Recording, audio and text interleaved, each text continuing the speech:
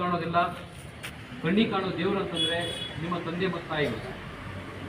ಮೊಟ್ಟ ಮೊದಲು ತಂದೆ ತಾಯಿಗಳಿಗೆ ಮತ್ತು ವಿದ್ಯೆ ಕಲಿಸಿದ ಗುರುಗಳಿಗೆ, ಈ ಮೂರು ವ್ಯಕ್ತಿಗಳಿಗೆ ಗೌರವ ಕೊಡ್ತಾ ಬನ್ನಿ. ನೀವು ಯಾವ ಕಷ್ಟಪಡೋದು ಬೇಕಾಗಿಲ್ಲ. ಆಟೋಮೆಟಿಕ್ಲಿ ನಿಮ್ಮಲ್ಲಿ ಸಂಸ್ಕಾರ ಬೆಳೆದಿರುತ್ತೆ, ವಿದ್ಯೆ ಬೆಳೆದಿರುತ್ತೆ, ದೇಶವನ್ನು ಗೌರವಿಸುವಂಥ ಒಂದು ಶಕ್ತಿ ಕೂಡ ಬೆಳೆದಿರುತ್ತೆ. ಎಷ್ಟೋ ಜನ ಬಾರ್ಡ್ರಲ್ಲಿ ಕಾಯ್ತಾ ಇದ್ದಾರೆ ನಮ್ಮನ್ನು.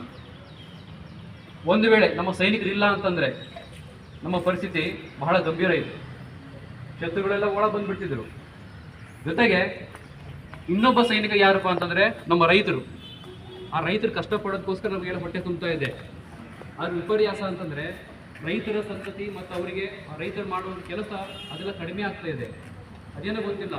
ನಾವು ಬೆಳೆದಾಗ ಏನು ಮಾಡ್ತಿದ್ದೀವಿ, ನಮ್ಮ ಮೂಲ ಒಂದು ಕಸುಬನ್ನು ಮರಿತಾ ಇದ್ದೀವಿ. ನಮ್ಮ ಭಾರತ ದೇಶ ಕೃಷಿಯನ್ನು ಆಧಾರಿತ ದೇಶ, ರೈತರ ದೇಶ ಇದು. ದಯವಿಟ್ಟು ರೈತರಿಗೆ ನಾವು ಗೌರವ ಕೊಡಬೇಕು, ಸೈನಿಕರಿಗೆ ಗೌರವ ಕೊಡಬೇಕು. ಜೊತೆಗೆ ಈ ವರ್ಷದಲ್ಲಿ ಎಷ್ಟೋ ಜನ ಸೈನಿಕರು ತಮ್ಮ ಪ್ರಾಣವನ್ನು ತ್ಯಾಗ ಮಾಡಿದ್ದಾರೆ ನಮ್ಮ ದೇಶಕ್ಕೋಸ್ಕರ. ಸೈನಿಕರಿರ್ಬೋದು, ಡಾಕ್ಟರ್ಸ್ ಇರ್ಬೋದು, ನಮ್ಮ ದೇಶಕ್ಕೆ ಯಾರು ಕಷ್ಟಪಡ್ತಾರೆ ಅವರೆಲ್ಲ ಕೂಡ ಸೈನಿಕರೇ. ಇತ್ತೀಚೆಗೆ ನಮ್ಮ ಅಂಕೋಲ ತಿರೂರಿನಲ್ಲಿ ಪ್ರಾಣವನ್ನು ಕಳ್ಕೊಂಡಂತಹ ಆ ಕುಟುಂಬಗಳಿಗೆ ಆ ದೇವರು ಒಳ್ಳೆಯದನ್ನು ಮಾಡಲಿ, ಅವರನ್ನು ಕಳ್ಕೊಂಡಂಥ ಶಕ್ತಿಯನ್ನು ನೀಡಲಿ. ಜೊತೆಗೆ ಎರಡರಲ್ಲೂ ಕೂಡ ಒಂದು ದೊಡ್ಡ ದುರಂತ ನಡೆದಿದೆ. ಆ ಒಂದೆಲ್ಲ ಹೃದಯಗಳಿಗೆ ಶಾಂತಿಯನ್ನು ದೇವರು ನೀಡಲಿ. ಮುದ್ದು ವಿದ್ಯಾರ್ಥಿಗಳೇ, ನಾವು ಪ್ರಕೃತಿಗೆ ಏನು ಕೊಡ್ತೀವಲ್ಲ, ಪ್ರಕೃತಿ ನಮಗೆ ಕೊಡ್ತದೆ. ಹಾಗಾಗಿ ಪ್ರಕೃತಿಯನ್ನು ನಾವು ಗೌರವಿಸಬೇಕು. ನಮ್ಮಿಂದ ಆದಷ್ಟು ಏನಪ್ಪ ಅಂದರೆ ಪ್ರಕೃತಿಗೆ ನಮ್ಮ ಕೊಡುಗೆಯನ್ನು ಇರಬೇಕು. ಗಿಡ ಬೆಳೆಸೋದಿರ್ಬೋದು, ಅನಾವಶ್ಯಕವಾಗಿ ಪ್ಲಾಸ್ಟಿಕ್ ಬಳಕೆಯನ್ನು ನಿಷೇಧ ಮಾಡಬೇಕು. ನಾವು ಅನಾವಶ್ಯಕ ಬಳಕೆ ಮಾಡ್ತೀವಿ. ಮಾರ್ಕೆಟಿಗೆ ಹೋಗಿಬಿಟ್ರೆ ಪ್ಲಾಸ್ಟಿಕ್ ಅಲ್ಲಿ ಅವ್ನು ಕೊಡ್ತಾನೆ ಅಂದ್ಬಿಟ್ರೆ ನಮ್ಮ ಜೇಬಲ್ಲಿರೋ ಪ್ಲಾಸ್ಟಿಕನ್ನು ನಾವು ಒಳಗೆ ಇಟ್ಕೊಳ್ತೀವಿ. ಒಂದು ಪ್ಲಾಸ್ಟಿಕ್ ಸಿಗುತ್ತಲ್ಲ ಅನ್ಕೊಂಡ್ಬಿಟ್ಟು. ದಯವಿಟ್ಟು ಆ ರೀತಿ ಮಾಡ್ಲಿಕ್ಕೆ ಹೋಗಬೇಡಿ. ಪ್ಲಾಸ್ಟಿಕ್ ಬಳಕೆಯನ್ನು ಕಡಿಮೆ ಮಾಡಿ. ಆದಷ್ಟು ಏನಪ್ಪ ಅಂದರೆ ಪ್ರಕೃತಿಗೆ ನಮ್ಮಿಂದ ಕೊಡುಗೆ ಇರಲಿ. ಹುಟ್ಟಿದ ಹಬ್ಬದ ದಿನ ಒಂದು ಗಿಡ ನೆಡಿ. ನಾವು ಅಲ್ಲಿ ಇಲ್ಲಿ ಸಿಹಿ ವಿತರಣೆ ಓಕೆ, ಗಿಡ ನೆಡಬೇಕು. ಪ್ರಕೃತಿ ನಮ್ಮಿಂದ ಆದಷ್ಟು ಕೊಡುಗೆ ಇರಬೇಕು. ಹಾಗಿದ್ರೆ ಮಾತ್ರ ಪ್ರಕೃತಿ ನಮಗೆ ಕೊಡ್ತದೆ. ಈಗ ರೀಸೆಂಟಾಗಿ ಮಾರ್ಚ್ ಏಪ್ರಿಲ್ ತಿಂಗಳಲ್ಲಿ ನೀರಿಗೆ ಎಷ್ಟು ಅಭಾವ ಕೊರತೆ ಆಗಿದೆ ನಿಮಗೆಲ್ಲ ಗಮನಕ್ಕಿದೆ, ಇಲ್ಲಿರೋ ಪಾಲಕರಿಗೆ ಗೊತ್ತಿದೆ. ಹಾಗಾಗಿ ನೀರನ್ನು ಅನಾವಶ್ಯಕವಾಗಿ ವ್ಯಯ ಮಾಡೋದು ಬೇಡ. ಇದ್ದಾಗ ಜಾಸ್ತಿ ಯೂಸ್ ಮಾಡ್ಕೊಂಡ್ಬಿಟ್ಟು ಇಲ್ಲದೆ ಇದ್ದ ಟೈಮಲ್ಲಿ ಪರಿತಪಿಸೋದು ಬೇಡ. ಹಾಗಾಗಿ ಮತ್ತೊಮ್ಮೆ ನಿಮ್ಮೆಲ್ಲರಿಗೂ ಕೂಡ ಸುಧಾ ದಿನಾಚರಣೆ ಶುಭಾಶಯಗಳನ್ನು ನಮ್ಮ ಕೆನರಾ ಪೇಟೆನ ಅಧ್ಯಕ್ಷರು, ಆಡಳಿತಾಧಿಕಾರಿಗಳು, ಸರ್ವ ಸದಸ್ಯರ ಪರವಾಗಿ ಮತ್ತೊಮ್ಮೆ ತಿಳಿಸ್ತಾ, ಒಂದು ಕೊನೆಯ ಮಾತು ಏನಪ್ಪ ಅಂದರೆ, ಕೊಟ್ಟಿದ್ದು ತನಗೆ ಬಚ್ಚಿಟ್ಟಿದ್ದು ಪರರಿಗೆ. ಈ ಮಾತನ್ನು ಹೇಳ್ತಾ ಮತ್ತೊಮ್ಮೆ ಎಲ್ಲರಿಗೂ ಧನ್ಯವಾದ ಹೇಳ್ತಾ ನನ್ನ ಮಾತು ಮುಗಿಸ್ತೀನಿ. ಧನ್ಯವಾದಗಳು.